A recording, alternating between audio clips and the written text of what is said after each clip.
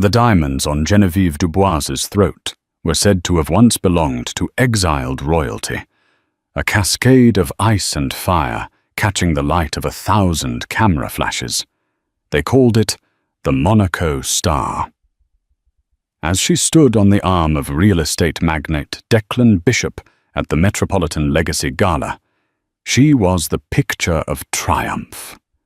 Every society blog and gossip columnist was captivated, but across the ballroom, hidden in a quiet alcove, stood Declan's wife, Patricia. 7 months pregnant and dressed in understated navy silk, she held no jewels. Instead, clutched in her hand, was a single, folded piece of paper. It wasn't a society invitation or a doctor's note. It was a bank statement from an obscure Cayman Islands holding company, a document far more valuable and far more dangerous than any diamond in the room. The Bishop residence in Greenwich, Connecticut, was less a home and more a monument to success. A sprawling limestone edifice designed by Robert A.M. Stern, it boasted manicured lawns that rolled down to the Long Island Sound and interiors that were a curated gallery of minimalist art and bespoke furniture. For Patricia Bishop, for the past 6 months, it had felt like an exquisitely designed prison. At 34, Patricia possessed a quiet intelligence that was often mistaken for shyness. She had met Declan Bishop not at a charity ball, but in a boardroom.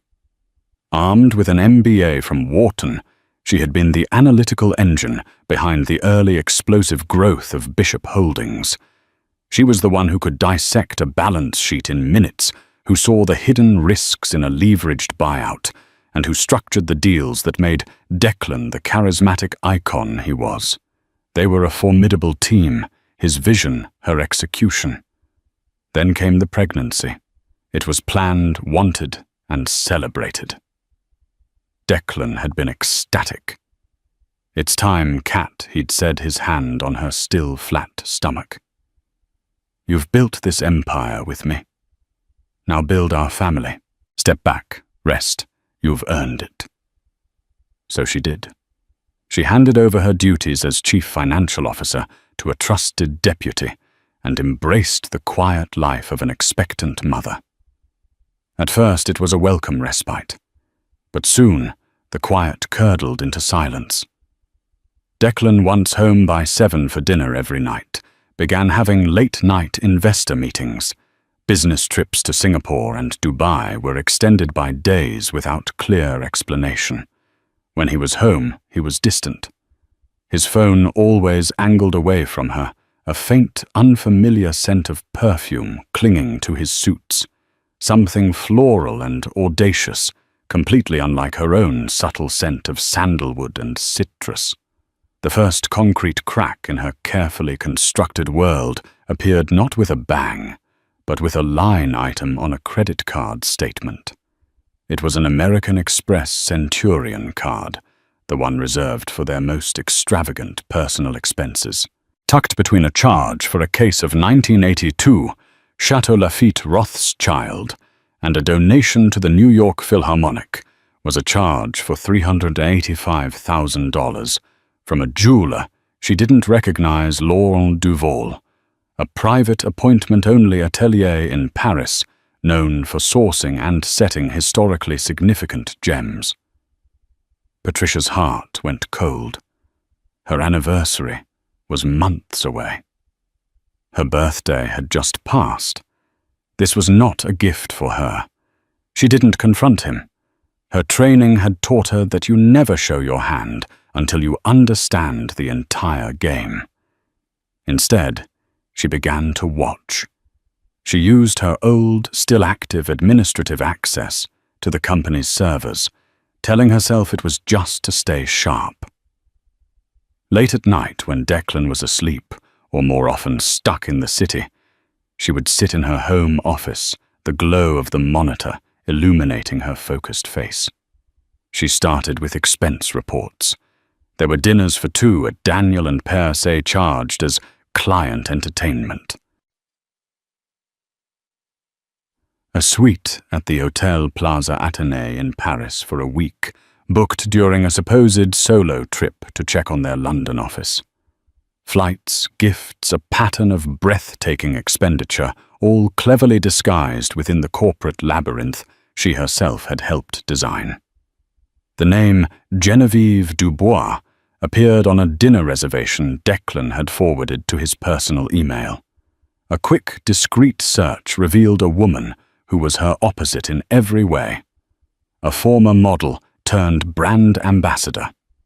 Geneviève was a creature of the society pages, all sharp angles, pouty lips, and a reputation for attaching herself to powerful men. Her Instagram was a curated fantasy of yacht decks, private jets, and 4 front-row seats at Fashion Week. The pain was a physical thing, a crushing weight on her chest that made it hard to breathe.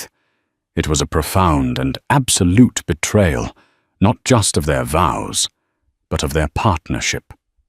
He was using the very empire she'd bled to fund a sordid cliché. The man she loved, the father of her unborn child, was a stranger. But as the days turned into weeks, the initial searing pain began to cool and harden into something else, resolve. This wasn't just about a broken heart. It was about her child's future, about the legacy she had worked tirelessly to build. Declan was the face of the company, but she was its foundation. And she was beginning to suspect the foundation was being systematically eroded. The invitation to the Metropolitan Legacy Gala arrived in a thick, cream-colored envelope. It was the social event of the season, a night where New York's old money and new power collided. Declan had casually mentioned it. "We should go, Kat. Show off the bump. It'll be our last big night out for a while." She had agreed, a hollow feeling in her gut. She knew with a dreadful certainty that he wouldn't be going with her. That night, a week before the gala, he called. "Darling, I'm so sorry. The consortium for the Hudson Yards project just moved a critical meeting to tonight. It's unavoidable. You should still go represent us. You look beautiful." The lie was so bald, so insulting in its lack of effort. Patricia sat in the cavernous living room, the phone silent in her hand, and looked at her reflection in the dark glass of the floor-to-ceiling windows. She saw a pregnant woman alone in a vast, empty house. A victim. And in that moment, she decided she would not be a victim. She would go to the gala. But she wouldn't go to represent us. She would go to gather intelligence. She would go to see with her own eyes the woman who was trying to steal her life. She had no idea that what she was about to find was so much worse than a simple affair. The night of the Metropolitan Legacy Gala was a symphony of orchestrated chaos. The air on the Upper East Side was thick with the scent of exhaust fumes and expensive perfume. Limousines lined the streets, for blocks depositing men in crisp tuxedos and women in gowns that cost more than the average car. The steps of the museum were a gauntlet of flashing cameras and shouted names, a stage for the city's elite. Patricia arrived alone in the company's understated black Bentley. She had chosen her dress with strategic care, a deep navy silk column by Carolina Herrera that was elegant, conservative, and accommodated her 7-month pregnancy without making it the centerpiece. Her only jewelry was the simple platinum wedding band on her finger and a pair of diamond studs Declan had given her on their first anniversary. She was a picture of quiet dignity, the wife of Declan Bishop, a woman of substance. She bypassed the main scrum of photographers, giving a polite nod to a few journalists who recognized her. Inside the great hall was a glittering ocean of people. The theme was celestial bodies, and the room was a galaxy of sequins, diamonds, and ambition. Patricia took a glass of sparkling water from a passing waiter and found a discreet position in an alcove behind a marble statue of Perseus, affording her a clear view of the grand staircase. She didn't have to wait long. A fresh wave of camera flashes erupted from the entrance, more intense and frenzied than before. A murmur rippled through the crowd, and then they appeared at the top of the stairs. Declan looked impeccable in a Tom Ford tuxedo, his dark hair perfectly coiffed, a confident proprietary smile on his face. He was born for these moments, a master of public perception, and on his arm, draped in a shimmering silver gown that seemed poured onto her body, was Genevieve Dubois. She was even more striking in person, tall and impossibly slender, with high cheekbones and eyes that seemed to challenge the world. But it wasn't her beauty that seized the breath of everyone in the hall. It was the necklace. The Monaco star was a legend in jewelry circles. A flawless 20-carat pear-shaped diamond of impossible clarity, suspended from a platinum chain encrusted with smaller, equally perfect stones. It was a piece of staggering, historical opulence. And it was around the neck of Declan Bishop's mistress. Patricia felt the air leave her lungs. The $385,000 charge from Laurent Duval. It wasn't for the whole necklace. It was likely just the finder's fee, the commission to source such a piece from a private collection. The necklace itself, it would be worth tens of millions. Corporate funds could not cover that. So where did the money come from? As Declan and Genevieve descended the stairs, they were a royal couple holding court. He would lean in and whisper something in her ear, and she would throw her head back and laugh, the diamonds scattering light across the room like shrapnel. They were not just attending an event. They were making a statement. This was a public declaration. Declan was not just having an affair. He was replacing his wife. The whispers started around Patricia. She could feel the stares, a mixture of pity and morbid curiosity. Isn't that Declan Bishop? But where's Patricia? A woman in Oscar de la Renta murmured to her companion. I heard she's been unwell. The pregnancy.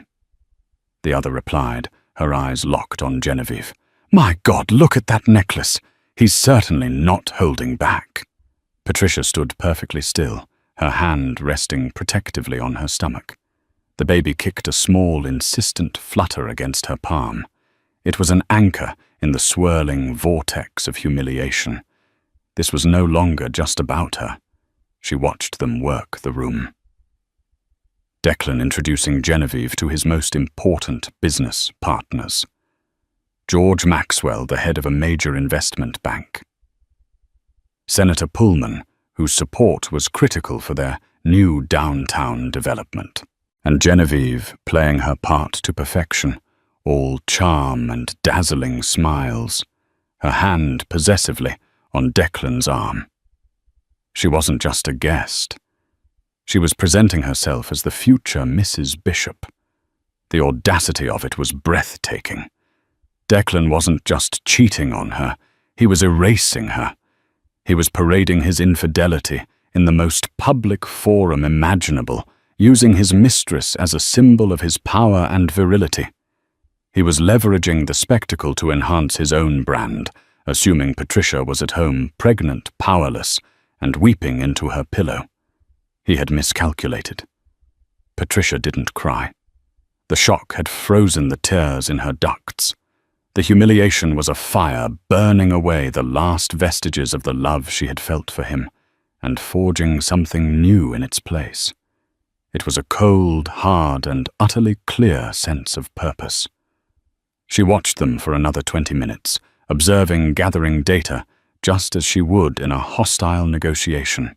She saw the way Declan's eyes followed Genevieve, a mixture of lust and pride. She saw the way Genevieve's smile never quite reached her eyes, the constant subtle scan of the room to see who was watching. This was a performance, and Patricia knew she had to find the truth behind the stagecraft. Her phone buzzed. It was a text from her obstetrician, a routine check-in. "Hope you're resting, Patricia. Remember to keep your stress levels down."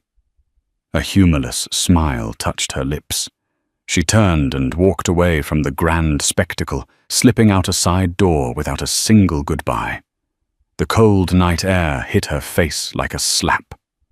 As her driver pulled the car around, she made a decision. She would not go home to her empty mansion. "Take me to the office, please," she said, her voice steady. "1 Bishop Plaza." The driver looked at her surprised in the rear-view mirror. "Ma'am?" "At this hour, yes," Patricia said, her eyes fixed on the glittering Manhattan skyline. "I have some work to do." 1 Bishop Plaza was a monument of glass and steel in the heart of Midtown, a testament to Declan's ambition and Patricia's meticulous financial planning.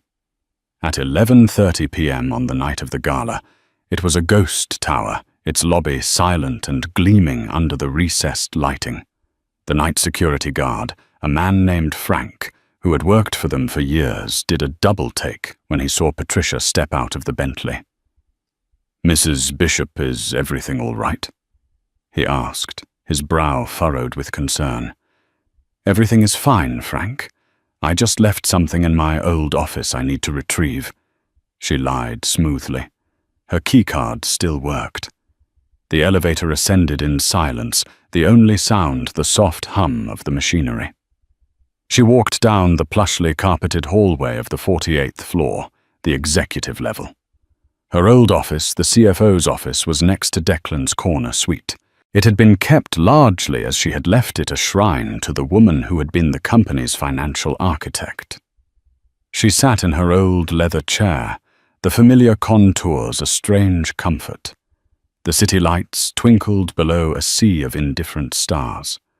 For a moment she allowed herself to feel the full weight of her situation. The image of Genevieve's diamonds was burned into her mind. It wasn't just the betrayal. It was the sheer reckless scale of it. A necklace of that value couldn't be purchased with a simple credit card. It required a wire transfer, a significant liquidation of assets. Assets that by law and by contract were half hers. She booted up the computer. Her credentials never rescinded, granted her top-tier access. Declan, in his arrogance, had never imagined she would use them. He saw her as Patricia, his pregnant wife, not Patricia Bishop, the Wharton MBA, who knew where every digital body in his empire was buried. She didn't start with the main corporate accounts of Bishop Holdings. That would be too obvious, too easily tracked. Declan was reckless, but he wasn't a complete fool. He would have hidden it. She started where she knew the real work was done in the labyrinthine network of LLCs and shell corporations they had set up for liability protection and tax optimization on their various projects. It was a complex web, and she was its weaver. For hours she worked. The silence of the office was broken only by the click of her keyboard and the soft whir of the computer. She cross-referenced Declan's travel expenses with wire transfers from subsidiary accounts. She found the purchase of a penthouse apartment at 15 Central Park West, not under his name, but under a shell company, GD Enterprises LLC. The initials were almost laughably obvious. Genevieve Dubois. The property was purchased 6 months ago for $22.5 million, an all-cash deal. Her breath hitched. This was far beyond funding a lavish lifestyle. This was the systematic transfer of marital and corporate assets. She dug deeper. Her fingers flying across the keyboard. She followed the digital breadcrumbs tracing the source of the $22.5 million. It hadn't come from a single account. It had been siphoned in smaller, less conspicuous amounts from multiple project budgets over the course of a year. The overage from the concrete budget on the Philadelphia Tower. The consulting fees from the Miami beachfront condo. The inflated marketing expenses from the Chicago project. Hundreds of thousands here, a million there. It was death by 1,000 cuts, a sophisticated embezzlement scheme hidden in plain sight, disguised as the cost of doing business. And Declan could never have pulled it off on his own. He didn't have the patience or the financial subtlety. He had help. She pulled the access logs for the specific accounting servers involved. A name popped up that made her blood run cold. Robert Fletcher, the new CFO. The man she had personally trained and trusted to be her successor. He was complicit. He had helped Declan cook the books. This was no longer a matter for a divorce attorney. This was a matter for the SEC and the district attorney. This was corporate fraud, wire fraud, and conspiracy. The final piece of the puzzle was the necklace. A purchase of that magnitude would require a clean source of funds, something outside the traceable corporate structure. It would need to come from a personal slush fund. She knew Declan had an offshore account they had set up years ago in the Cayman Islands as a contingency fund. It was meant for emergencies for seizing unique investment opportunities that required speed and discretion. Its official name was Bishop Global Strategies. She had the account details memorized. With trembling hands, she navigated through a series of secure portals and two-factor authentications. Her access was still valid. The account login screen appeared. She typed in the password and held her breath. Access granted. The statement loaded on the screen. The balance, which should have been close to $50 million, was nearly depleted. She scrolled through the transaction history. There were dozens of transfers to GD Enterprises. And then she saw it. A single wire transfer dated 2 weeks prior for $28 million. The recipient was a numbered Swiss bank account associated with Laurent Duval, the Parisian jeweler. There it was. The smoking gun. Not just proof of the affair, but irrefutable proof of a massive, fraudulent transfer of funds from a joint asset account. He had drained their family's emergency fund to hang a trophy around his mistress's neck. Patricia leaned back in her chair, a wave of dizziness washing over her. The scope of the deception was monstrous. He was willing to risk their entire empire, their liberty, for this woman. He had betrayed not only her, but their shareholders, their employees, and the law. With a shaking hand, she clicked print. The printer on the credenza hummed to life, spitting out the single-page bank statement from Bishop Global Strategies. She folded the warm paper and slipped it into her handbag. As the first hints of dawn began to streak the sky over the East River, Patricia Bishop walked out of the office tower. She was no longer just a scorned wife. She was an adver, and she held the weapon that could bring Declan's entire world crashing down. Patricia didn't go home. She went to a place that represented safety intellect and absolute, unwavering loyalty, the Upper West Side brownstone of Mr. Arthur Peterson. Arthur Peterson was 72 years old, with a mind as sharp as a shard of glass, and a reputation for being one of the most feared and respected litigation attorneys in New York. He had been her father's lawyer, his mentor, and his closest friend. When her father passed away, Arthur had transferred that fierce loyalty to Patricia. He was a lion in winter, a man who had seen every form of human greed and folly, and was impressed by none of it. She rang the bell at 6:00 a.m. He answered the door himself, dressed in a silk robe, a copy of Thucydides in his hand. His silver hair was perfectly combed, and his piercing blue eyes took in her appearance, the evening gown from the night before the exhaustion etched on her face, the defiant set of her jaw. "Patricia," he said, his voice a low rumble. He stepped aside. "Come in. The coffee is brewing." He didn't ask questions as he led her to his library, a room panelled in dark cherry wood and lined floor to ceiling with books on law history and philosophy. He poured her a cup of coffee, added a touch of cream without asking, and sat opposite her in a worn leather armchair. He simply waited. Patricia took a deep breath, the scent of old paper and fresh coffee calming her frayed nerves. She started from the beginning. The distance, the suspicions, the credit card charge. She recounted the humiliating spectacle at the Gala, describing the Monaco star with clinical precision. Then she detailed her late-night investigation, the discovery of GD Enterprises, the fraudulent expense reports, the complicity of Robert Fletcher, and the siphoning of millions from corporate accounts. Finally, she reached into her handbag, her hand steady now, and placed the folded bank statement on the polished mahogany table between them. "This is from our personal contingency fund in the Caymans," she said.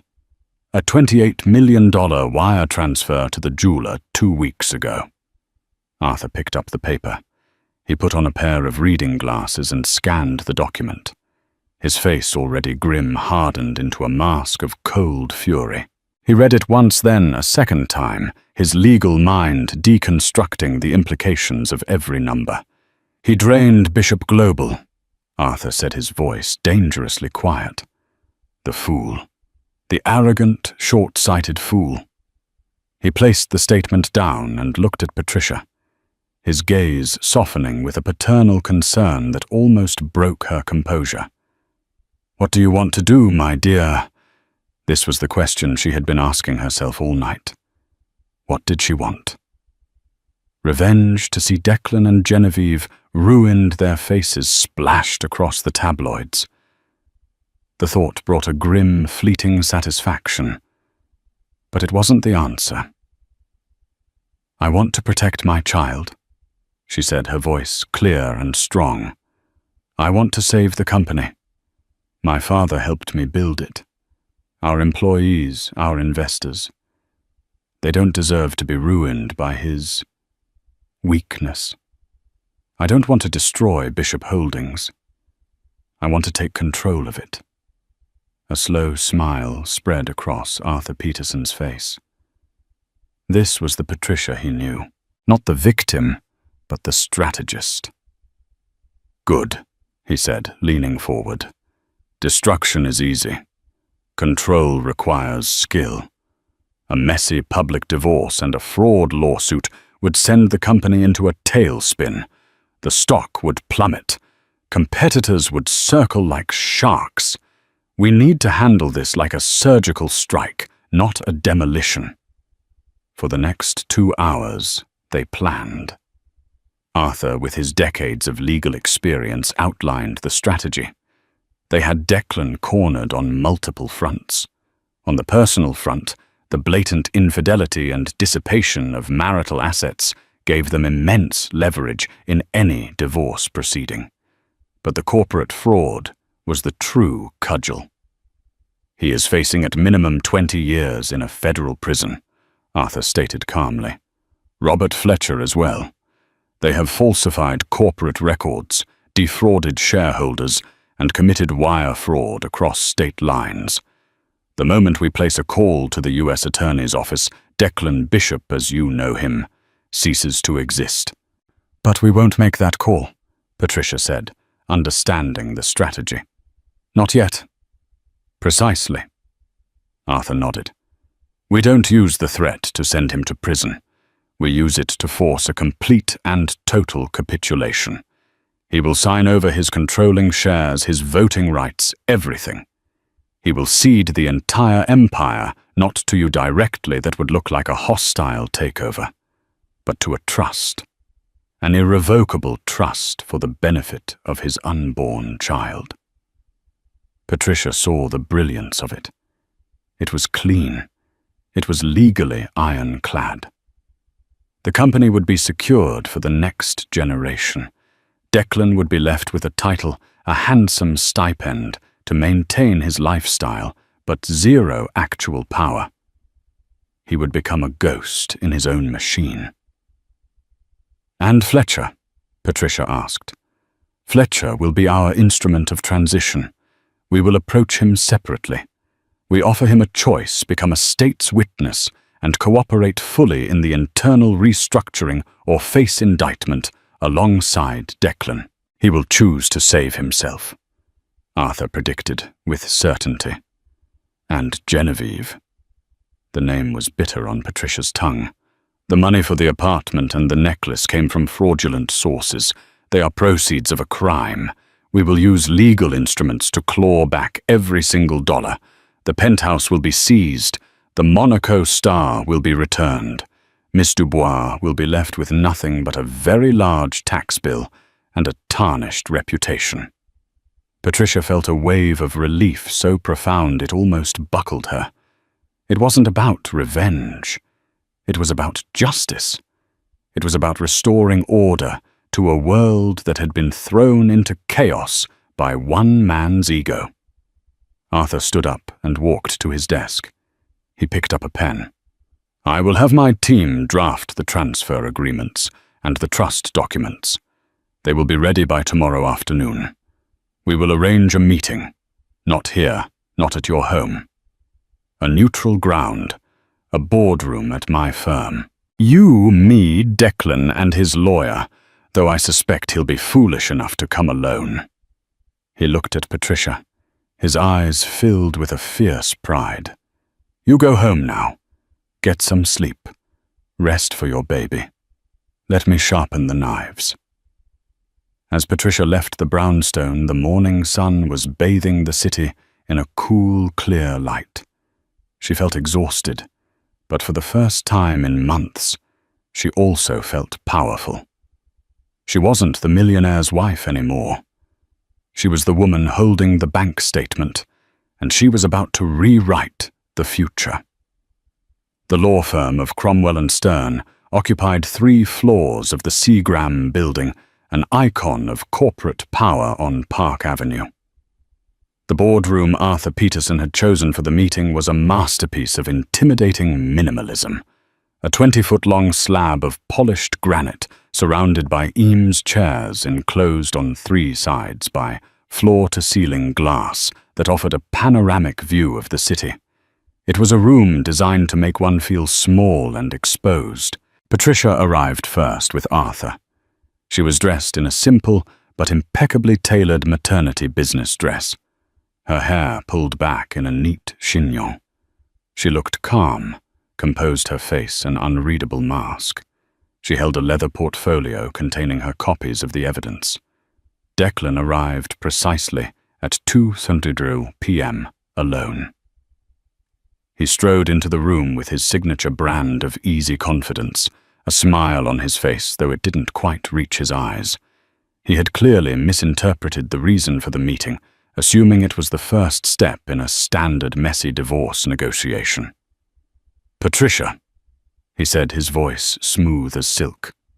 "Arthur. A bit formal, don't you think? We could have discussed this at home." "We are long past discussing things at home, Declan," Patricia said, her voice level and cold. She did not stand. Declan's smile faltered. He looked from Patricia's implacable face to Arthur's grim expression. A flicker of uncertainty crossed his features. He sat down opposite them. "All right," he said, shifting into business mode. "Let's hear it. Your terms. I assume this is about the gala. It was a mistake, I admit. I'll be generous, Patricia. More than generous." Arthur Peterson slid a single sheet of paper across the granite table. It was the bank statement from Bishop Global Strategies. Declan glanced at it. His face went pale. The confident facade dissolved in an instant, replaced by a raw animal fear. He looked up at Patricia, his eyes wide with disbelief and horror. He finally understood. This wasn't about the affair. "How?" he stammered. "My admin access was never revoked," Patricia stated flatly. "You should have been more thorough." She then calmly, methodically laid out her case. She spoke not with the emotion of a betrayed wife, but with the dispassionate precision of a prosecutor. She detailed the shell company, GD Enterprises. She listed the exact amounts siphoned from specific project budgets. She named Robert Fletcher as his co-conspirator. She described the purchase of the penthouse and the wire transfer for the Monaco Star. "This isn't a divorce negotiation, Declan," she concluded, her voice unwavering. "This is your one and only chance to avoid federal prison." Declan stared at her, utterly broken. The charismatic visionary was gone, replaced by a cornered man sweating in his expensive suit. "You wouldn't," he whispered. "Cat, think of the scandal, the company, our child." "I have thought of nothing else," she retorted, her voice sharp. "Which is why we are here. You have squandered corporate funds, committed wire fraud, and embezzled from your own family. You have proven yourself unfit to lead this company and unfit to be the steward of our child's legacy." Arthur Peterson spoke for the first time, his voice like stones grinding together. "Here is the situation, Mr. Bishop. We have prepared a series of documents.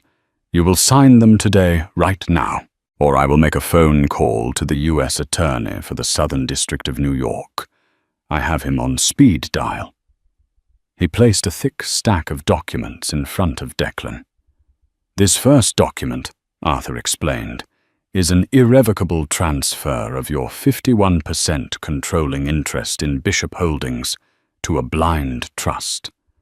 The sole beneficiary of this trust will be your child. As the child's mother and legal guardian, Patricia will be named the trustee, giving her complete operational and voting control of the company until the child comes of age." Declan looked at the papers as if they were a death sentence. "The second document," Arthur continued, "is a post-nuptial agreement. It states that in the event of a divorce, you will waive all claims to any assets acquired during the marriage in consideration for Patricia, refraining from pursuing criminal charges. You will be granted a stipend of $5 million per year, paid from the trust to maintain your lifestyle. You will retain your seat on the board, but with no voting rights. You will be a figurehead, a ghost." "And what about Fletcher?" Declan asked, his voice hoarse. "Mr. Fletcher has already been contacted." Arthur lied, a brilliant tactical move. "He is cooperating fully to save his own skin." Declan slumped in his chair, the fight completely gone out of him. He saw the checkmate. He had no moves left. Patricia and Arthur had built a perfect cage, and he had walked right into it. "And Genevieve?" he asked, a pathetic last-ditch effort to salvage something. "The penthouse at 15 Central Park West, having been purchased with stolen funds, will be seized and liquidated by the trust." Patricia answered, her voice devoid of emotion. "A legal demand has already been sent to Laurent Duval and Miss Dubois for the immediate return of the Monaco Star. If it is not returned within 48 hours, they will be named as co-conspirators in a criminal complaint for receipt of stolen property." Declan finally looked at Patricia. Truly looked at her. He wasn't seeing his quiet, supportive wife. He was seeing the brilliant, ruthless strategist he had once admired, and perhaps he now realized had always feared. The woman he had so fatally underestimated. He picked up the pen, his hand shaking. One by one, he signed the documents that stripped him of his power, his wealth, and his future. He signed away his empire. When he was finished, he pushed the papers back across the table. He stood up, a man hollowed out from the inside. He didn't say another word. He simply turned and walked out of the glass boardroom, leaving his life behind him on the granite table. Patricia watched him go, feeling not triumph, but a profound and weary sadness for the man he could have been. Then she placed a hand on her belly. The baby kicked, and the sadness was replaced by a surge of fierce, protective love. The battle was over. Now it was time to build a new legacy. The fallout was both seismic and silent. To the outside world, nothing had changed. Declan Bishop was still seen at charity events. His name was still on the letterhead. But within the walls of One Bishop Plaza, the shift in power was absolute and immediate. Patricia, as trustee, convened an emergency board meeting. She didn't reveal the sordid details of Declan's fraud. Instead, she presented a coolly logical case for a corporate restructuring, citing market instabilities and the need for more direct financial oversight. With her newly acquired voting control, the motions passed unanimously. Robert Fletcher, faced with the choice Arthur Peterson had laid out for him in a separate, terrifying meeting, resigned for personal reasons, and Patricia reassumed the title of Chief Financial Officer in addition to her role as trustee. The company barely skipped a beat. She was back where she belonged, and the employees and investors, who had always respected her acumen, felt a renewed sense of stability.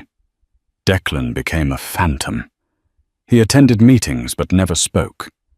He occupied his corner office but made no decisions. The charisma that had once filled every room now seemed like a cheap parlor trick. He was a king in eggs living in the castle while the new queen ran the kingdom. Their life at the Greenwich estate became a silent truce. They were two strangers cohabitating for the sake of appearances until the baby was born, after which he would quietly move out. For Genevieve Dubois, the unraveling was far more public and brutal. It began when two grim-faced lawyers from Cromwell and Stern, accompanied by a representative from an insurance underwriter, appeared at her new penthouse. They presented her with a court order demanding the immediate surrender of the Monaco Star, citing its purchase with criminally obtained funds. Genevieve, wrapped in a silk robe and sipping champagne, at first laughed at them. "This was a gift. You can't just take it."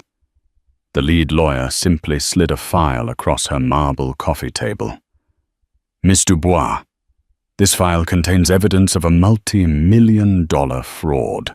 You are currently in possession of its most significant proceeds. You can either return the necklace now, or we can have the U.S. Marshals, who are waiting downstairs, arrest you for receipt of stolen property. The choice is yours." The color drained from her face. The champagne glass trembled in her hand. The life she had so carefully curated was dissolving before her eyes. The diamonds, which had been her symbol of arrival and victory, were now a lead weight dragging her under. Defeated, she surrendered the necklace. Worse was to come. A week later, she was served with eviction notices. The penthouse, the trust's asset, was being sold. Her newfound friends in high society, smelling the stench of scandal and financial ruin, stopped answering her calls. The invitations dried up. Declan, her supposed savior, was a ghost, unable and unwilling to help her. Her final desperate act was to leak a version of the story to a gossip columnist she knew, painting herself as the heartbroken victim of a cruel, jealous wife. The story ran in page 6, "Billionaire's baby mama freezes out, model girlfriend." But it backfired spectacularly. Arthur Peterson's office released a terse, devastatingly effective statement. "We do not comment on private family matters.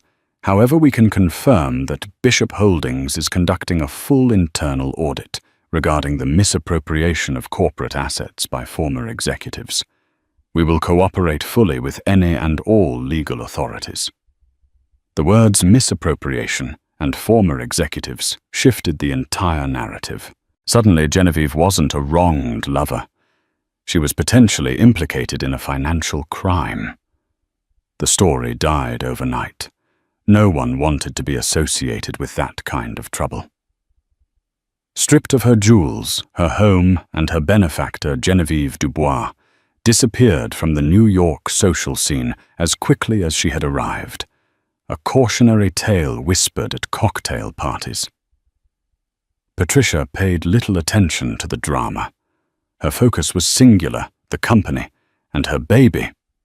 She spent her days at the office, calmly untangling the financial mess Declan had created, streamlining operations and reassuring investors.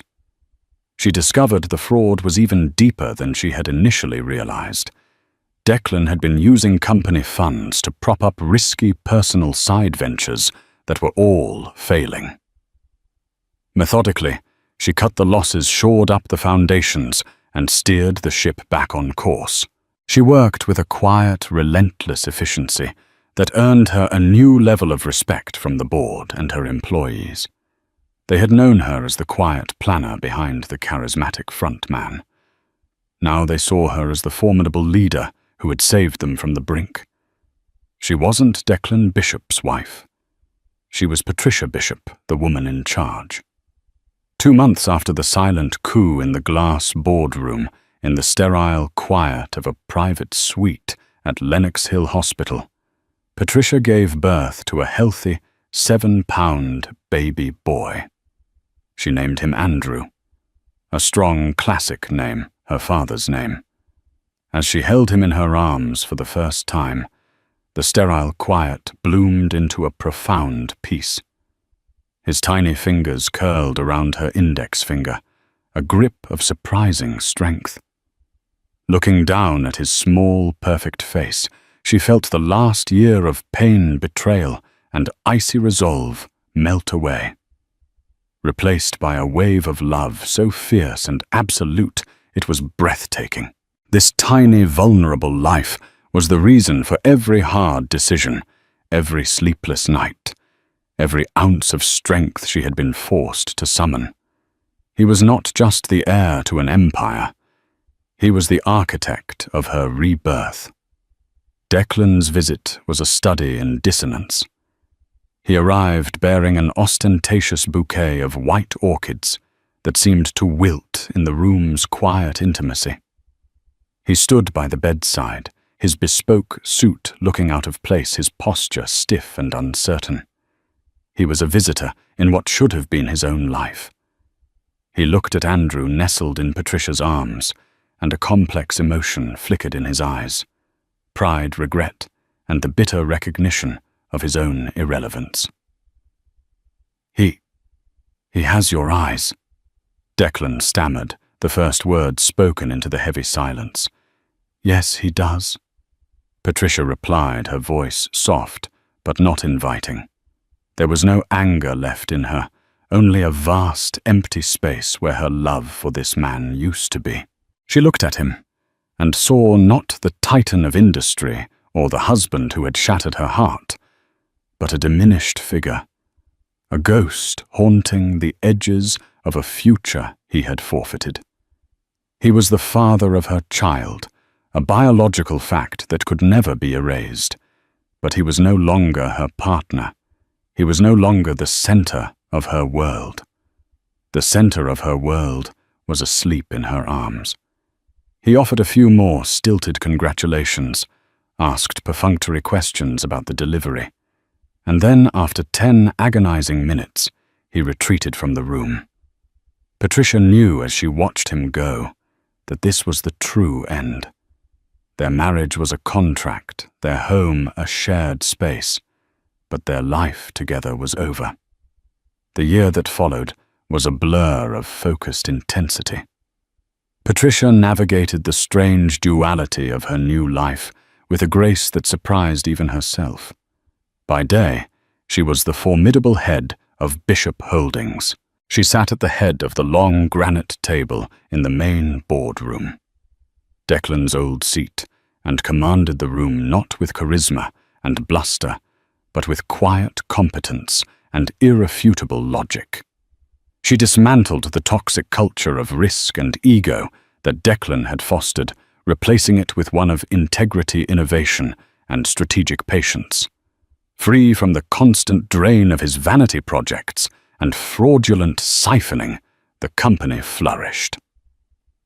Profits soared, the stock price climbed steadily, and the financial press began to speak of the Bishop Renaissance, hailing Patricia Bishop as a quiet visionary. By night, she was simply Mama. She would leave the gleaming tower of corporate power and return to the quiet warmth of the Greenwich estate, which she was slowly transforming from a cold monument into a true home. She traded board reports for bedtime stories and market projections for the simple, perfect joy of watching her son take his first steps. Many nights, she would work late in her home office, one screen showing complex financial models, the other showing the grainy black and white image from the baby monitor in Andrew's room. She was building two legacies at once, one of steel and glass, the other of love and family. One crisp autumn afternoon, a year and a half after the night of the gala. Patricia was in her office overlooking the city. The space was now hers, redecorated in calming shades of grey and blue. The walls adorned not with abstract art, but with framed architectural plans for the company's new sustainable housing initiative. On her desk, in a place of honor next to her computer, was a silver-framed photo of a smiling, red-cheeked toddler chasing a golden retriever on a sun-drenched lawn. Her assistant's voice came over the intercom. "Ma'am, a package has arrived for you by courier. It's from the Sotheby's Acquisitions Department." Curious, Patricia had the small flat box brought in. She slit the tape with a letter opener. Inside, nestled on a bed of black velvet, was a single magnificent pear-shaped diamond. It was the Monaco star, now loose unburdened from the platinum chain that had once held it. A small card noted that the trust, as part of its asset recovery protocol, had successfully reacquired the stone at a private auction. Seeing it again was a physical shock. For a split second, she was no longer in her corner office. She was back in the shadows of the gala, the scent of champagne and perfume in the air, the sound of Genevieve's triumphant laughter echoing in her ears. The diamond was not just a stone, it was a repository of her deepest humiliation, a symbol of her world cracking apart. She reached into the box and picked it up. It felt cold and impossibly heavy in her palm, a perfect, flawless piece of crystallized carbon. It had been purchased with stolen money to adorn another woman's throat. It had been meant as a public declaration of her replacement. It was a weapon that had been wielded against her with stunning cruelty. But as she held it, turning it over in the afternoon light, a profound shift occurred. The pain began to recede. The ghost of the memory lost its power. She was not the same woman who had stood trembling in that alcove. That woman was gone, burned away in the fire of betrayal, and reforged into the person she was today. The diamond was no longer a weapon against her. It was simply an asset, a number on a balance sheet in her son's multi-billion-dollar trust. Its emotional power had been neutralized by her own success. Her gaze drifted from the cold fire of the diamond to the warm, vibrant life in the photograph of her son. Andrew, her legacy. She knew then what she would do. The stone would never be sold for mere profit, nor would it ever again be worn as a symbol of status. One day, many years from now, when Andrew was old enough to understand the complexities of the world, she would give it to him. She would place it in his hand and tell him the whole story, not as a bitter tale of infidelity and revenge, but as a lesson. This, she would tell him, is a lesson in value. Some people will see this stone and see only wealth, glamour, and power. They will covet it. They will lie and steal for it. But its true value lies in the story it tells. She would tell him how it was used to try and break his mother, and how instead it made her stronger. She would explain that true power isn't found in what you can hang around your neck, but in the intelligence, integrity, and resilience you hold inside. It was a lesson about the difference between a hollow, glittering charade and the quiet, unshakable strength of a foundation built on truth. The empire he would one day inherit wasn't Declan's anymore. It was Andrew's, and it was saved and secured by his mother, who had faced down a king, not with a crown of diamonds, but with a folded piece of paper and the unbreakable will to protect her son's future. That night at the gala, the world saw a story of glamour and betrayal, a mistress adorned in splendor, and a wife cast into the shadows. But the real story wasn't written in the gossip columns. It was written in the cold, hard numbers of a bank statement. It's a powerful reminder that true power isn't always what's on public display. Sometimes it's the quiet intelligence, the meticulous preparation, and the unwavering courage to fight for what is rightfully yours. Patricia's story is more than just about a scorned wife getting even. It's about a woman reclaiming her power, protecting her family's future, and proving that substance will always triumph over spectacle. What would you have done in Patricia's position? Could you have shown the same restraint and strategic thinking? Let us know your thoughts in the comments below. If this story of quiet strength and calculated victory resonated with you, please give this video a like and share it with someone who appreciates a story where the real hero isn't the one making the most noise. And don't forget to subscribe and hit the notification bell so you won't miss our next gripping tale. What happens when the perfect life is built on a perfect lie? For 7 months, Catherine Vance Thorne believed she had it all. A loving husband, a multi-million-dollar empire at their fingertips, and their first child on the way. She pictured a future filled with laughter in their sprawling Manhattan penthouse. But her husband, the charismatic Marcus Thorne, was painting a different picture, one created during clandestine business trips. When a single damning clue sends a 7 months pregnant Catherine on a desperate drive to a secluded Hamptons resort, the masterpiece of deceit Marcus has been crafting is about to be slashed to ribbons. This isn't just a story of infidelity. It's a saga of high-stakes betrayal, corporate espionage, and a woman who discovers that the greatest power isn't in wealth, but in ruin. Stay with us. The late afternoon sun slanted through the floor-to-ceiling windows of the penthouse, casting long, distorted shadows across the Italian marble floors. From this vantage point, 60 stories above Central Park, New York City, looked like a schematic, a perfect grid of ambition and light. Catherine Vance Thorne rested a hand on the gentle, prominent swell of her abdomen, feeling the faint, fluttering kicks of the life within her. At 7 months pregnant, she felt both profoundly powerful and exquisitely vulnerable. The nursery was complete, a serene masterpiece of cream and gentle grey, with a handcrafted mobile of celestial bodies waiting to spin above a crib that had cost more than most people's cars. Everything in her life was curated for perfection, a testament to the combined might of the Vance and Thorne dynasties.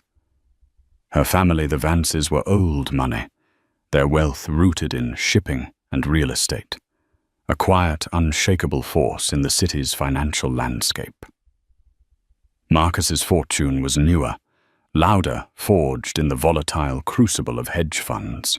He was the brilliant, daring wunderkind, the man who could scent a market shift like a shark smells blood. Their marriage had been the society event of the year, a merger of legacy and audacity. Catherine traced the rim of a crystal glass, the condensation cool against her fingertips. She looked at her husband, who stood with his back to her phone, pressed to his ear. Marcus Thorne was a man sculpted by success. His Savile Row suit draped perfectly over his athletic frame, and his voice, even muffled, was a low, confident baritone that could soothe panicked investors and charm seasoned CEOs. He was her rock, the charismatic architect of their shared future. Or so she believed.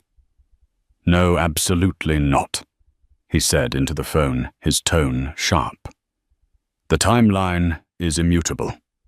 We move on the 25th, not a day later. Handle it." He ended the call with a decisive tap and turned a practiced smile, instantly softening the hard lines of his face. "Sorry about that, my love. Incompetence is the one market I can't seem to short." He crossed the vast living room, his expensive leather shoes making no sound on the plush Aubusson rug. He knelt before her, placing a hand over hers on her belly. "And how are my two favorite people in the world doing?" "We're good." Catherine smiled the familiar warmth of his touch, chasing away a flicker of unease. "He's been active today. I think he's going to be a soccer player. Or a CEO who kicks his competitors into submission." Marcus grinned, his eyes crinkling at the corners. He leaned in and kissed her a deep, reassuring kiss that tasted faintly of expensive whiskey and something else she couldn't quite name. A scent. It wasn't his usual cologne Creed Aventus, nor was it her perfume. It was floral and slightly spicy, a woman's scent. She dismissed it. He'd been in meetings all day, surrounded by people. It meant nothing. "Listen." He began settling back on his heels, his expression turning serious. "Something's come up. A big something. You know the tech merger I've been working on? The one in San Francisco?" Catherine nodded. It was all he had talked about for weeks, a complex acquisition that would, in his words, reshape the digital landscape. "Well, the key players have flown in for an unscheduled summit. It's last minute, I know, and I hate it, but I have to fly out tonight. It's only for a couple of days. 3 at the most. It's the final push, Kat. This deal will secure our child's future 10 times over." A knot of disappointment tightened in her chest. "Tonight? But Marcus, my checkup is tomorrow. The big one. We were supposed to hear the heartbeat together again." His face fell with practiced, perfect sympathy. "I know, my love. I am so sorry. Believe me, I would rather be here holding your hand than in a sterile boardroom. But this is critical. The timing is everything." He stroked her cheek. "I'll be back before you know it, and I promise I will not miss another appointment. I'll make it up to you. A week in Moustique after the baby comes. Just the 3 of us." The promise of a future luxury was a common balm he applied to present disappointments. It usually worked, but this time the unease lingered. It was the suddenness of it all. Marcus was a meticulous planner. Last-minute chaos wasn't his style. "Of course," she said, forcing a smile. "I understand. It's for us." "Exactly," he said, relief washing over his features. He stood and kissed her forehead. "I'll go pack. My flight is in 3 hours." As he walked towards their master suite, Catherine's gaze fell on his briefcase, which he had left by the sofa. A corner of a receipt was peeking out from the side pocket. Normally, she would never have looked. It would have felt like a violation, a crack in the foundation of their trust. But the faint alien scent of perfume, the suddenness of the trip, the slickness of his explanation, it all coalesced into a single sharp point of curiosity. Her heart thumping with a strange mix of guilt and apprehension, she reached out and slowly, carefully pulled the receipt free. It wasn't from a restaurant or a client lunch. It was from La Perla, the lingerie boutique. The date was from that very afternoon. She scanned the items: a silk chemise, an eyelash lace bra, a matching thong. Size small. Catherine was a medium, and with her pregnancy she had been living in comfortable, soft cotton. A cold dread, heavy and suffocating, began to seep into her bones. There could be an explanation. A gift for a friend's wife. A present for her, for after the baby. But why hide it? Why wouldn't he have given it to her with a flourish as he usually did? She quickly folded the receipt and slipped it back, her hands trembling. She took a deep, shuddering breath, trying to calm the frantic thrumming of her pulse. She was being paranoid. The stress of the pregnancy was making her imagine things. Marcus loved her. He was building a life for them. He was a good man. He emerged from the bedroom 20 minutes later, pulling a sleek Rimowa carry-on. He was already in his travel attire, a comfortable but stylish cashmere sweater and dark trousers. He looked every bit the global executive on the move. All set, he announced, his voice breezy. "The car is waiting downstairs. Now I want you to promise me you'll rest. Don't overdo it. Beatrice is coming over tomorrow to go with you to the doctor, right?" Catherine nodded, her throat too tight to speak. Her sister Beatrice had always been more cynical about Marcus, seeing his ambition as a razor's edge that could easily cut both ways. Catherine had always defended him, painting Beatrice's concerns as sisterly overprotection. Now Beatrice's skeptical words echoed in her mind. "Good," Marcus said. He pulled her into a hug, his arms strong and secure. It felt like a lie. The whole embrace felt like a hollow performance. "I'll call you the moment I land. I love you more than anything." "I love you too," she managed to whisper the words, feeling like ash in her mouth. She watched from the window as he got into the black town car, a tiny, insignificant figure 60 floors below. The car didn't turn east towards JFK or LaGuardia. It headed west towards the West Side Highway, towards the Hamptons. The cold dread solidified into a terrifying certainty. The San Francisco Tech Summit was a lie. The lingerie wasn't for her. And her husband was not on a business trip. He was on his way to a rendezvous. Alone in the cavernous silence of their penthouse, surrounded by the Hewland trapping of their perfect life, Catherine Vance Thorne finally allowed the facade to crack. A single hot tear traced a path down her cheek, a silent harbinger of the storm that was about to break. She was not just a wife. She was a Vance. And the Vances did not crumble. They fought back. The question was, how?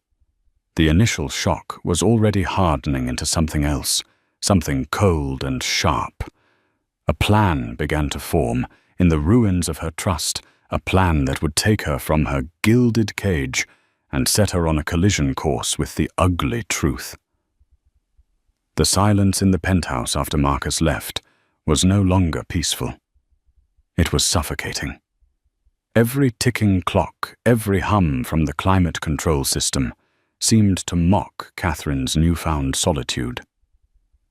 She walked through the grand rooms, touching the cold surfaces of their shared life, The polished mahogany of the dining table where they'd hosted glittering dinner parties, the soft leather of the armchair where he read the Wall Street Journal every morning. It all felt like a movie set the backdrop for a story she had mistakenly believed was her own. She sank onto the edge of their vast bed, the La Perla receipt burning a hole in her mind. It was a single piece of evidence, perhaps circumstantial. She needed more. Doubt was a poison, but certainty was a weapon.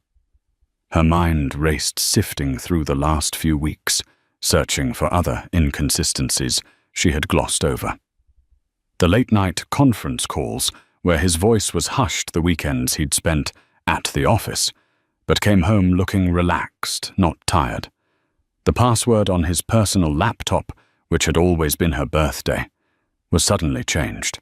At the time, she had chalked it up to his company's new cybersecurity protocols. Now it seemed like a locked door she had never thought to question. The next morning, Beatrice arrived, her sharp eyes immediately registering the tension in Catherine's posture. Beatrice Vance was the opposite of her sister in many ways. Where Catherine was diplomatic and serene, Beatrice was blunt and fiery, her loyalty fierce and her bullshit detector flawless. "You look like you've seen a ghost," Beatrice said, foregoing a hello as she dropped her purse onto a chair. Did the Prince of Wall Street forget to kiss his pregnant princess goodbye? Catherine's composure, so carefully maintained, overnight crumbled. She handed her sister the receipt. Beatrice's eyes narrowed as she read it, her lips tightening into a thin line. "Size small," Beatrice said flatly. "Well, that's not for you, is it? Not unless he's planning for 2 years from now. The man is many things, but a forward planner in lingerie is not one of them." She looked up at Catherine, her expression softening from sarcasm to deep concern. "Oh, Kath." What did he say? Through tears she could no longer suppress. Catherine recounted the story, the sudden trip, the San Francisco excuse, the car heading west. The Hamptons, Beatrice breathed, her mind already working. Of course, it's off-season, quiet, exclusive, the perfect place to hide a dirty little secret in plain sight. Marcus has a corporate account at the Seagate. It's one of those ridiculously private resorts where the staff is trained to be blind, deaf, and dumb. Catherine's blood ran cold. The Seagate. Marcus had taken her there for their first anniversary. It was secluded, nestled in a private cove, a haven of understated luxury. The memory was now tainted, corrupted. "I have to know, Bea," Catherine said, her voice gaining a steely edge that surprised even herself. "I can't sit here in this museum of our marriage and wait for him to come home smelling of lies and another woman's perfume. I have to see it for myself." Beatrice studied her sister. The tear-stained face was still there, but beneath it, a new resolve was hardening. This was the Vance bloodline, kicking in the same indomitable will that had allowed their great-grandfather to build a shipping empire from nothing. "Are you sure?" Kath Beatrice asked gently. "You're 7 months pregnant. The stress, the shock." "What's more stressful?" Catherine countered, standing up, her hands protectively cradling her belly. "The agonizing uncertainty, or the cold, hard truth? This isn't just about my feelings anymore. This is about my child. I will not bring my son or daughter into a life built on a foundation of deceit. I need to know what I'm fighting." Beatrice nodded slowly, a grim smile touching her lips. "All right, then let's go to war. But we do it smart. No dramatic phone calls, no hysterics. We gather irrefutable proof. We need more than a receipt for some slutty underwear." The first step was logistics. A trip to the doctor's office was repurposed. While Beatrice waited in the car, Catherine had her appointment. The strong, steady rhythm of her baby's heartbeat was a reassurance, a tiny drumbeat of courage. She asked her obstetrician, Dr. Miller, if light travel was permissible. "Everything looks perfect," Catherine Dr. Miller said warmly. "A short car ride, say a couple of hours, is perfectly fine. Just stay hydrated and don't overexert yourself." It was the clearance she needed. The next step was intel. While Catherine was at the doctor's, Beatrice was on the phone calling in a favor from a friend who worked in high-end concierge services. It was a long shot, but the world of the ultra-wealthy was surprisingly small. When Catherine returned to the car, Beatrice was tapping furiously on her phone. "Okay.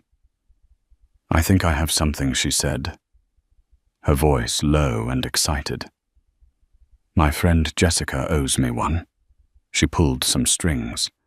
"She can't access the Seagate's official guest list, but she has a source in their spa. Jessica's source confirms a booking was made for this afternoon. A 90-minute couple's deep tissue massage, booked under the name Mr. Thorne. The reservation notes specify 2 therapists, male and female, for Mr. and Mrs. Thorne." The words Mrs. Thorne felt like a physical blow. He was not just with another woman. He was giving her Catherine's title, her identity, in this secret, sordid world he had created. "The appointment is at 4 p.m. Beatrice continued, her voice hardening. "That's in 3 hours. We can make it if we leave now." The plan was audacious, bordering on reckless, but it was the only path forward that felt real. Catherine called the family's trusted driver, a stoic man named Frank, who had been with the Vances for 30 years and knew how to be discreet. She simply told him they needed to go to the Hamptons. He asked no questions. The drive out of the city was a blur. The familiar skyline receded, replaced by the manicured suburbs, and then the long, flat stretch of the Long Island Expressway. Catherine sat in the plush leather seat of the Mercedes, a bottle of water in her hand, her mind a maelstrom of past memories and future fears. She remembered Marcus proposing to her on a wind-swept cliff in Big Sur, telling her that his life had been black and white until she brought the color. Had that been a lie, too? Was he a sociopath, a brilliant actor playing the part of a loving husband? Beatrice, ever the pragmatist, was strategizing. "Okay, when we get there, we can't just storm in. We need to be smart. You are Catherine Vance Thorne. You have every right to be there. We'll go to the front desk. You'll say you're surprising your husband. You'll be charming, poised. They know the Vance name. They won't question you. Ask for a key to his suite. The Oceanfront Villa 7. That's where he is." Beatrice had managed to get the villa number from her source. Villa 7, the most private, most expensive accommodation at the resort, with its own private plunge pool and a terrace that overlooked the desolate beauty of the winter ocean. What if he's not there?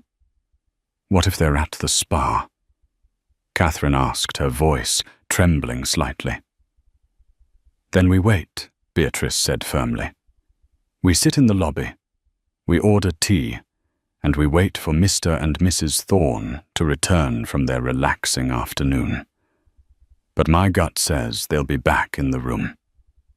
People like that, they want to enjoy every overpriced inch of the fantasy they've paid for." As they passed the iconic sign welcoming them to the Hamptons, Catherine felt a shift inside her. The fear was still there, a cold, hard knot in her stomach, but it was being overlaid by a chilling sense of purpose. She was no longer just the wounded pregnant wife. She was the CEO of this operation, the chief arbiter of her own fate. She smoothed down her dress, took a deep breath, and practiced the serene, confident smile she would need. She was about to step onto the stage of the biggest performance of her life, and she would not miss her cue. The unraveling thread had led her here to the edge of the Atlantic, and she was ready to pull it until the entire tapestry of lies came undone. The Seagate Resort and Spa was designed to look like it had been carved from the very dunes it occupied. Weathered grey cedar, vast expanses of glass and minimalist landscaping created an atmosphere of monastic, wildly expensive tranquility. Even in the stark light of a winter afternoon, it was beautiful. The beauty felt like an insult. Frank pulled the Mercedes S-Class smoothly under the portico. A valet, young and crisp in his uniform, rushed to open the door. Beatrice gave Catherine's hand a final firm squeeze. "Showtime. Remember who you are. You own this place and everyone in it." Catherine stepped out of the car, pulling her cashmere wrap tighter around her shoulders. She was the very picture of refined elegance, her pregnancy only adding to her aura of serene maternal grace. No one would guess the tempest raging within her. The lobby was a cathedral of quiet luxury. A massive stone fireplace crackled at one end, and the air smelled of sea salt and burning birchwood. A single receptionist, a woman with impossibly perfect posture, stood behind a monolithic desk of reclaimed wood. Catherine glided towards the desk, Beatrice, a half step behind her, a silent guard. "Good afternoon," Catherine said, her voice smooth as cream. "I'm here to surprise my husband, Marcus Thorne. I believe he's in one of your oceanfront villas." The receptionist, whose name tag read Anja, offered a polite professional smile. "Of course, Mrs. Thorne. It's a pleasure to have you with us. May I see some identification?"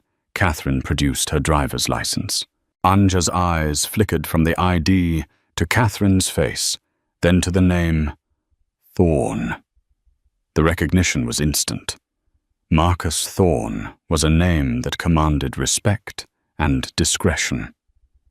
"Everything appears to be in order," Anya said, her smile warming slightly. "Mr. Thorne is checked into Villa 7. I must say it's a wonderful surprise. He mentioned he was here for some intense solitary work. The lie repeated by a stranger was like a fresh stab wound." Solitary work. Catherine's smile didn't waver. "He works far too hard. I decided he needed a distraction. Could I trouble you for a key to the villa? I'd like to be waiting for him when he returns." This was the critical moment. A request for a second key without the primary guest present was a breach of protocol even for a spouse.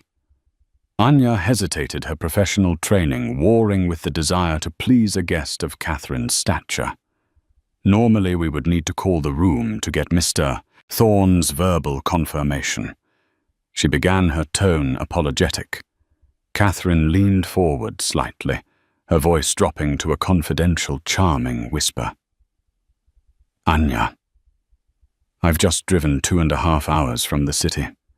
I'm 7 months pregnant, and I'm desperate to see the look on his face when he walks in and finds me there. A phone call would spoil the entire thing. Surely we can keep this our little secret?" She placed a hand on her belly, a gesture that was both authentic and masterfully deployed. The combination of her name, her visible pregnancy, and her conspiratorial charm was too powerful to resist. Anja's professional resolve melted. "Of course, Mrs. Thorne," she said, her smile now genuine. "For you, we can make an exception. Let me program a key for you." As the receptionist worked, Beatrice let out a breath she hadn't realized she was holding. Catherine was magnificent. She was playing the part of the adoring wife so perfectly, it was chilling. Key card in hand, they walked away from the desk. Villa 7 is at the far end of the property, Beatrice murmured. It offers the most privacy. The most privacy to do what Catherine said, her voice a low, dangerous hum. The walk to the villa was the longest of Catherine's life. They followed a winding stone path that meandered through wind-swept seagrass. The air grew colder, sharper, and the sound of the crashing waves became a relentless roar. Each step was a drumbeat towards a detonation. Her earlier calm was evaporating, replaced by a raw, visceral dread. Her palms were sweating. Her heart hammered against her ribs. And then they were there. Villa 7. The name was etched on a simple, elegant plaque next to a heavy wooden door. It looked anonymous, innocuous, but behind it lay the truth. Kath. Are you ready? Beatrice asked, her voice soft. Catherine looked at the door, then out at the grey, churning ocean. She thought of her unborn child, floating peacefully in its own silent world, oblivious to the tsunami about to hit theirs. That image gave her the final surge of strength she needed. I am, she said. She turned to her sister. Wait here. I have to do this alone. Beatrice hesitated, her protective instincts flaring. But she saw the look in Catherine's eyes. It was not a request, but a command. She nodded and stepped back. Catherine took a deep breath, held the keycard to the electronic lock, and waited for the small green light. It flashed. With a soft click, the lock disengaged. She pushed the door open. The villa's entryway led into a spacious living area, impeccably decorated in shades of sand and stone. A bottle of Bollinger champagne sat in a silver bucket on a low table, 2 flutes next to it. One was empty, the other half full, a faint lipstick smear on its rim. A man's jacket, Marcus's, was thrown carelessly over a chair, and from the bedroom just beyond, a partially open door, she could hear voices. A man's low laugh, Marcus's laugh, and a woman's higher, lighter laugh in response. The sound paralyzed her for a second. It was real. This was happening. Moving as if in a dream, she crept across the silent room. Her hand was steady as she pushed the bedroom door fully open. The scene before her was one of lazy post-coital intimacy. The king-sized bed was a tangle of white sheets. Marcus was propped up against the pillows, wearing nothing but a pair of boxer briefs, a tablet resting on his lap. And sitting next to him, her back to the door, was a woman. She was wearing a short, black silk robe, the one from the La Perla bag, Catherine realized with a sickening lurch. Her dark hair was tousled, and she was tracing a pattern on Marcus's chest with her finger. You're sure no one will find out, the woman's voice said. It was a voice Catherine vaguely recognized. Your wife, she's not the suspicious type. Catherine Marcus scoffed, his tone dripping with a casual cruelty that shattered Catherine's heart into a million pieces. She trusts me completely. She thinks I'm in San Francisco saving the world. She's a good woman, but a little naive. It's one of her charms. He was about to say more, but he glanced up, perhaps sensing a change in the light or a sudden chill in the air. His eyes met Catherine's. Time seemed to stop. The color drained from Marcus's face, replaced by a ghastly, mottled white. His mouth opened, but no sound came out. The tablet slid from his lap and hit the floor with a dull thud. He looked like a man who had just seen his own executioner walk through the door. The woman, sensing his sudden terror, turned around. Her face was a mask of confusion, which then morphed into shocked recognition. Catherine's blood turned to ice. She knew this woman. It was Sloane Davenport, a fiercely ambitious rising star at a rival investment firm, Sterling Nash. She was known for her beauty, her brilliance and her utter ruthlessness. This wasn't some random, meaningless affair. This was a liaison with a direct professional competitor. Sloane Davenport stared at Catherine, her mouth slightly agape. For a moment, the three of them were frozen in a tableau of shock, betrayal, and discovery. It was Catherine who broke the silence. Her voice was not the shriek of a hysterical wife. It was low, calm, and utterly devastating. It was the voice of ice and steel. "Don't get up on my account," she said, her eyes locked on her husband's. "It seems you're in the middle of some very intense solitary work." She used his own lie as the first twist of the knife. Marcus flinched, as if she had physically struck him. The game was over. The perfect life was a ruin. And Catherine was standing in the rubble, the undisputed, terrifying victor of this first brutal battle.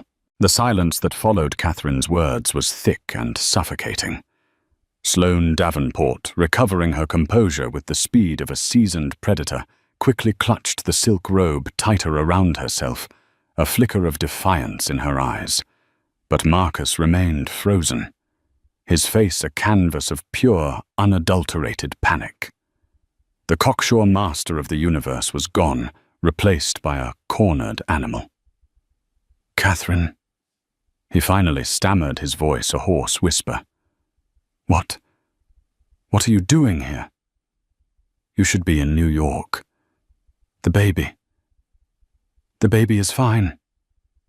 Catherine cut him off, her tone glacial. "He has a strong heart, unlike his father."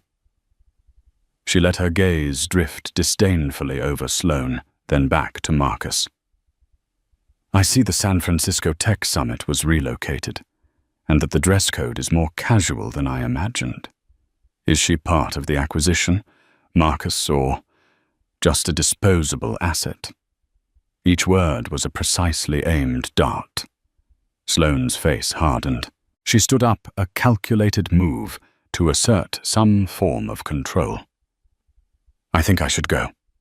"No," Catherine said, her voice dropping even lower, yet carrying an authority that rooted Sloane to the spot.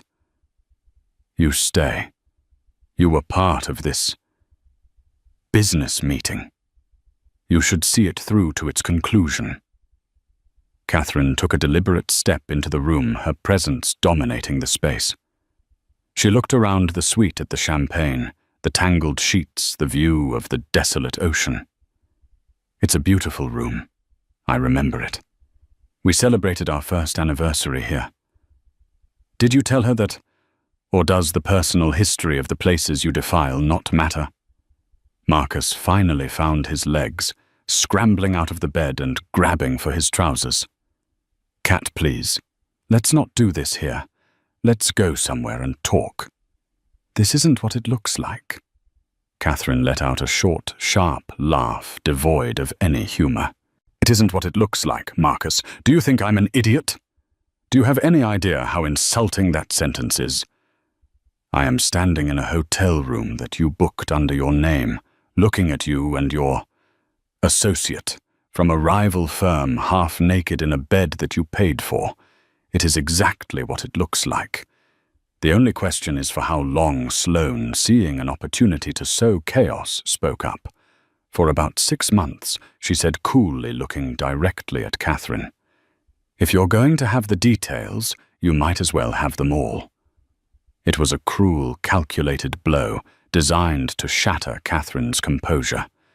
But Catherine didn't even flinch. She didn't grant Sloane a single glance. Her focus remained entirely on her husband, the true architect of this betrayal. 6 months, Catherine repeated softly, nodding to herself. "So this started just after we found out I was pregnant. That's a special kind of cruelty, Marcus. You deserve an award for it."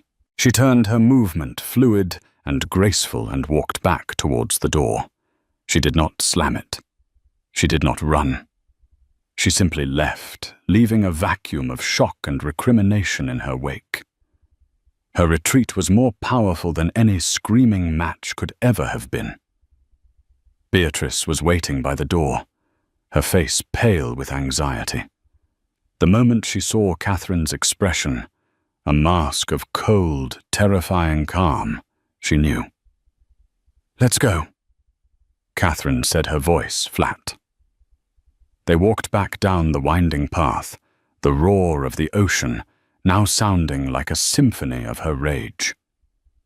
She remained silent until they were safely inside the climate-controlled silence of the Mercedes pulling away from the resort. Only then did her body begin to tremble, a violent, uncontrollable shudder. The adrenaline wore off, and the crushing weight of the betrayal slammed into her. She didn't cry out. The sob was a silent, convulsive thing that racked her entire body. Beatrice wrapped her arms around her, offering what little comfort she could. "He's dead to us," Beatrice whispered fiercely. "He's nothing. We'll call Dad. We'll get the lawyers. We will burn him to the ground."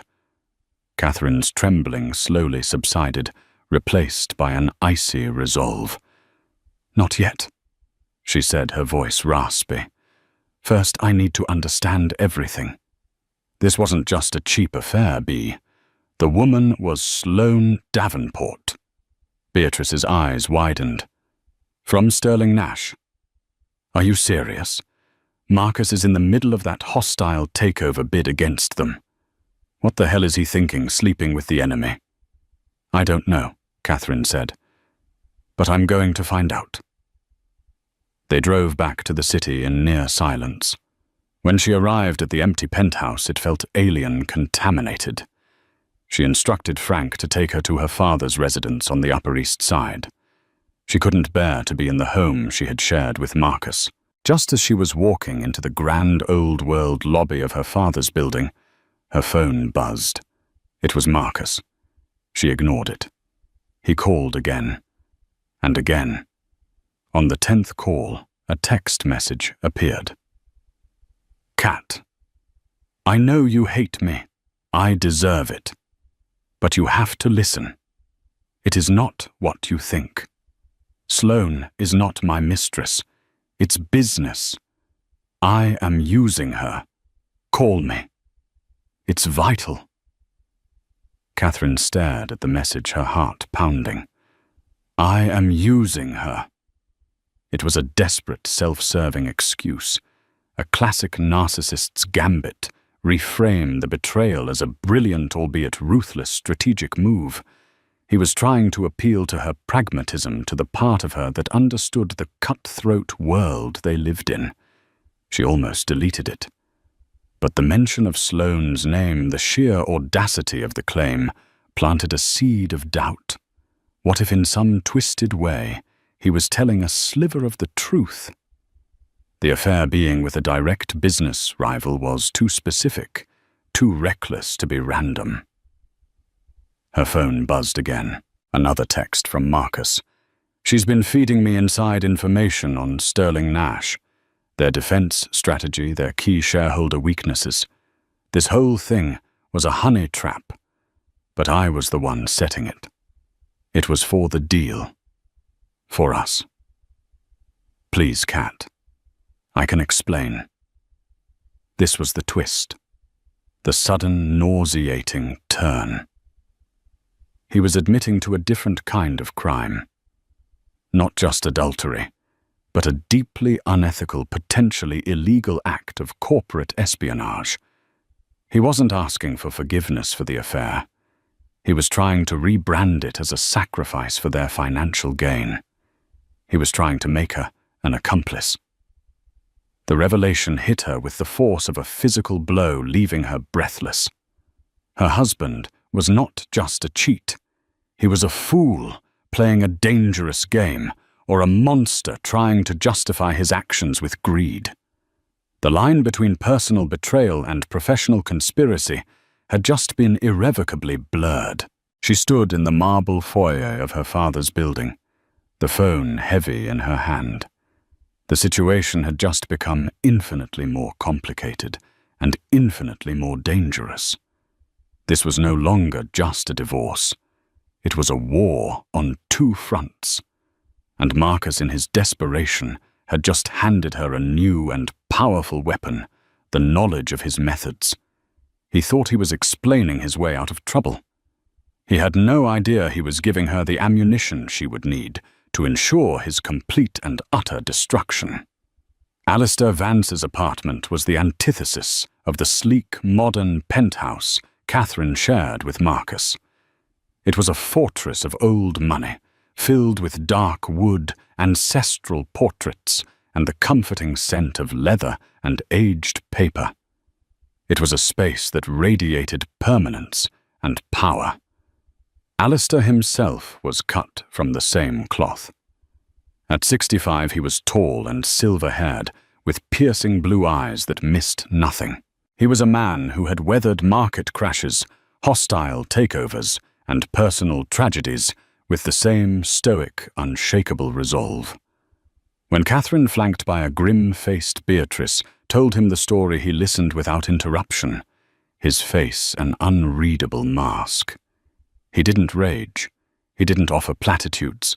He simply absorbed the information, his mind processing it, like a complex balance sheet. When she finished showing him the text messages from Marcus, he was silent for a full minute, his steepled fingers resting against his lips.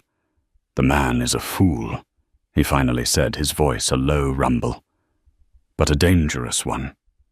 To attempt to justify infidelity as a business strategy. It's a level of moral bankruptcy that is frankly impressive."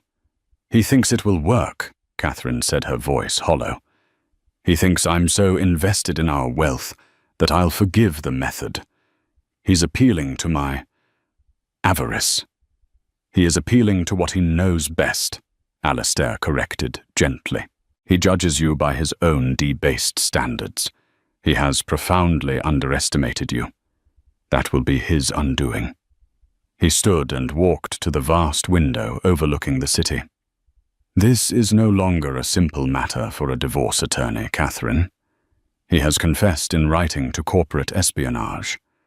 He has implicated himself in a plot that could not only destroy him, but also create significant blowback for our family, should it be handled incorrectly."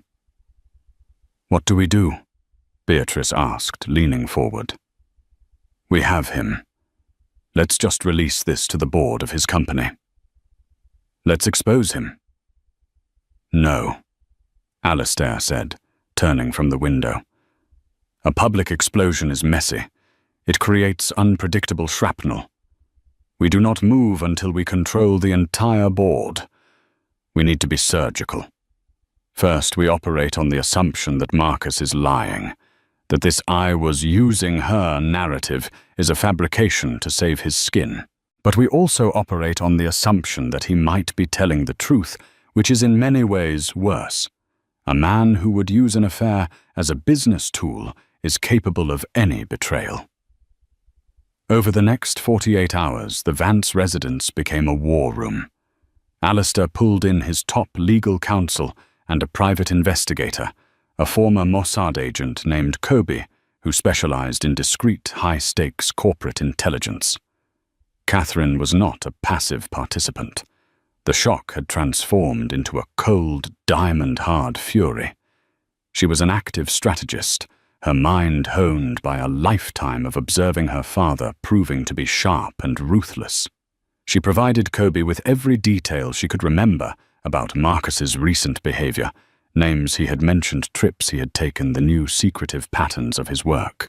She gave him the login details to their shared cloud storage family accounts, anything that might hold a clue.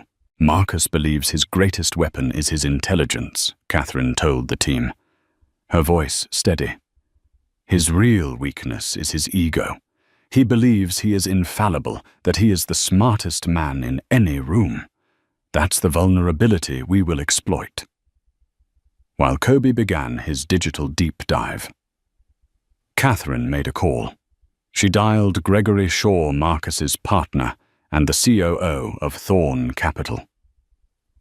Gregory was the cautious, steady hand to Marcus's daring, often reckless genius.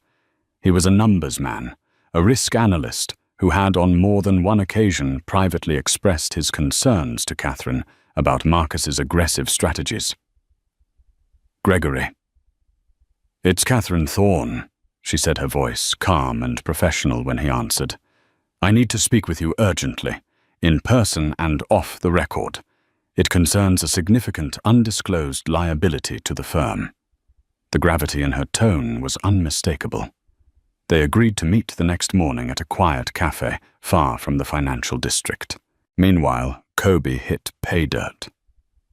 Buried deep in a nested folder in a shared family cloud account, a folder labeled Vacation Plans that Catherine had forgotten existed, he found Marcus's digital treasure trove. It was a series of encrypted files. But Marcus, in his arrogance, had used a password related to a personal milestone Kobe's team easily cross-referenced the stock ticker of the first company he had bankrupted. Inside were Marcus's notes on the Sterling Nash takeover. And it confirmed his text messages. He was using Sloan.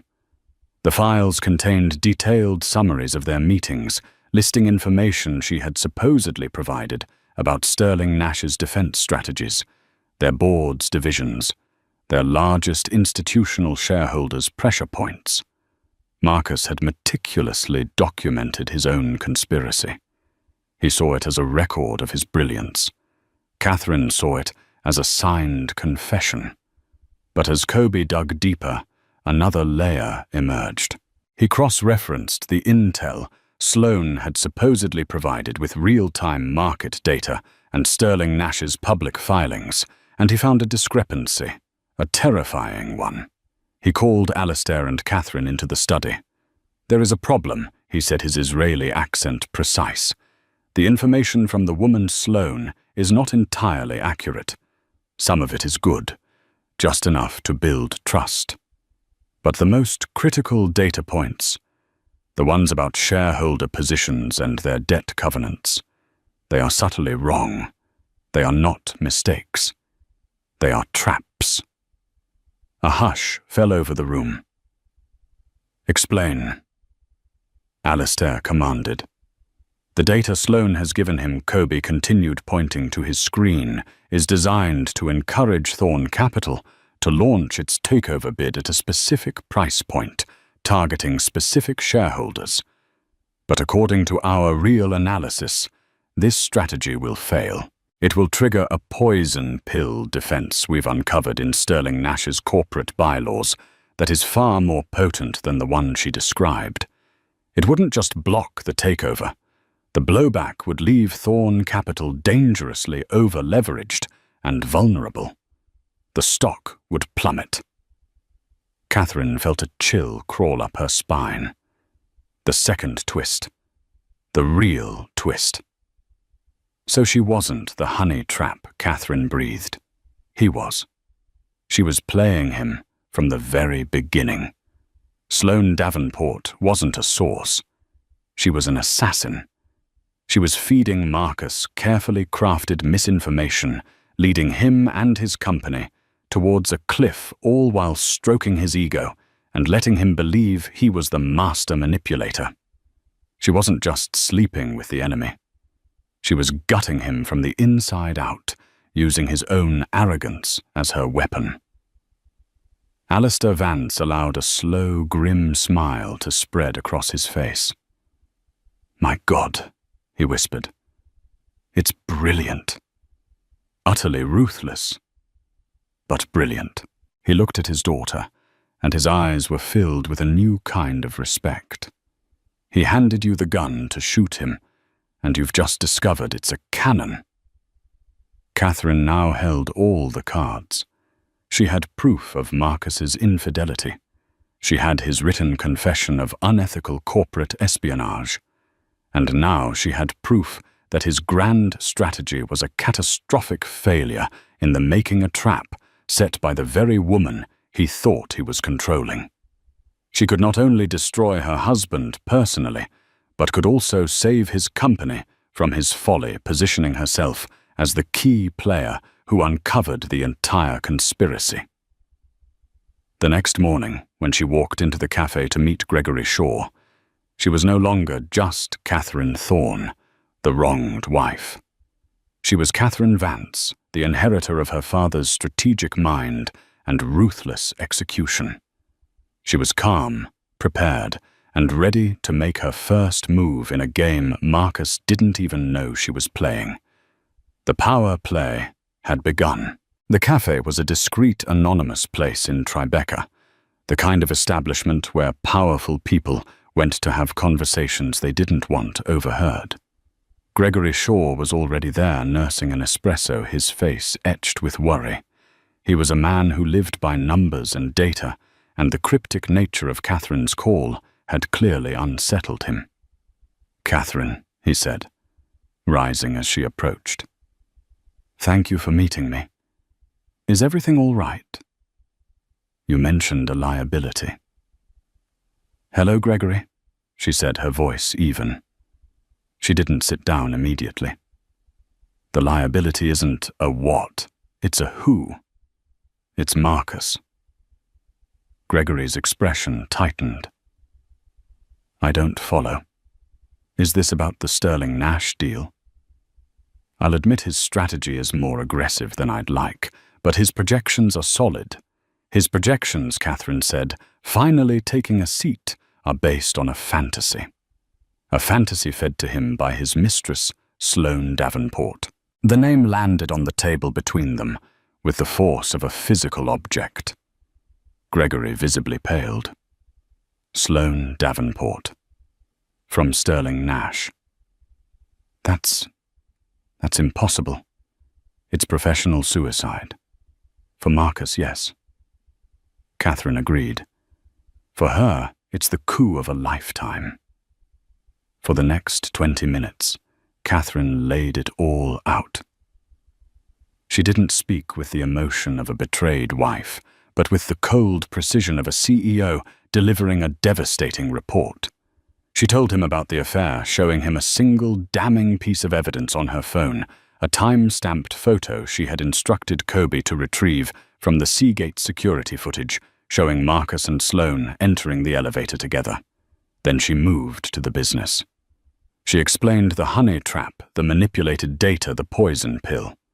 She detailed how Sloane was leading Marcus, and by extension the entire firm, into a perfectly designed ambush that would cripple them. She didn't show him Marcus's confessional notes. That was her trump card to be held in reserve. She presented only the hard data. Kobe had compiled the analysis that proved Sloane's information was a lie. Gregory listened, his initial shock turning to dawning horror, and then to cold fury. He was a man who had dedicated his life to building Thorne Capital alongside Marcus, mitigating his partner's risks. To learn that Marcus had exposed them all, not just through recklessness, but through a toxic cocktail of arrogance and infidelity, was the ultimate betrayal. The man is a pyromaniac who thinks he can control fire, Gregory said, his voice shaking with rage. He's going to burn the entire firm to the ground for an ego trip. Yes, Catherine said simply. Unless we stop him. The board meeting to approve the final phase of the takeover is on Friday. We have 2 days. What do you want? Gregory asked, his eyes locking on hers.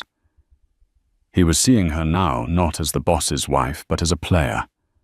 A formidable one. I want what you want, Gregory. To protect the firm. To excise the cancer. I want you to rally the board members you trust. My father is already making calls to the institutional investors his family has relationships with. When Marcus walks into that boardroom on Friday, he will not be met with applause. He will be met with a unified front. And you? Gregory asked. What is your price? My price, Catherine said. Her voice dropping, is his complete removal from the company he founded. His shares will be bought out at a valuation that reflects the damage he has caused. And my divorce will be quiet, swift, and uncontested. He will walk away with enough to live on, but he will be stripped of his power, his reputation, and his legacy. He will be a ghost on Wall Street. It was a ruthless, elegant, and total victory she was outlining. Gregory stared at her for a long moment, then gave a single, sharp nod. Friday. We'll be ready. The next 2 days were a blur of encrypted calls, discreet meetings, and strategic maneuvers. Alistair Vance worked his magic behind the scenes, his influence turning the tide of investor sentiment. Gregory Shaw, armed with Catherine's irrefutable proof of the flawed data, secured the loyalty of the other board members. They were all sharks, and they could smell the blood in the water, Marcus's blood. On Friday morning, Marcus Thorne walked into the boardroom on the 50th floor of the Thorne Capitol building, feeling triumphant. He believed he was on the verge of the greatest victory of his career. He had tried calling Catherine dozens of times, but she hadn't answered. He assumed she was angry, hysterical, but would eventually come around once she saw the billions his brilliant, if unorthodox, methods had secured for their family. He smiled as he took his seat at the head of the long, polished table. Good morning, everyone. A historic day. No one smiled back. The atmosphere in the room was arctic. Gregory Shaw sat to his right, his face like stone. The other board members stared at him with cold, appraising eyes. Before we begin, Marcus Gregory said, his voice dangerously calm, we have another matter to discuss. An independent risk assessment of the Sterling Nash data has revealed some alarming inconsistencies. Marcus's smile faltered. What are you talking about? My source is ironclad. Is your source Sloane Davenport? Gregory asked flatly. The color drained from Marcus's face. He looked around the room at the hostile faces and realized too late that this was not a meeting. It was an ambush, an execution. And then the boardroom doors opened. Catherine walked in. She was flanked by her father and 2 lawyers. She was composed, powerful, her pregnancy a symbol not of vulnerability, but of the future, a future that would not include him. She took a seat at the opposite end of the table, directly in his line of sight. Catherine, he choked out. What is this? This, Marcus, she said. Her voice, ringing with clarity in the silent room, is called due diligence.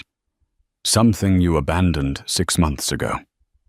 One of her lawyers slid a folder down the table to him.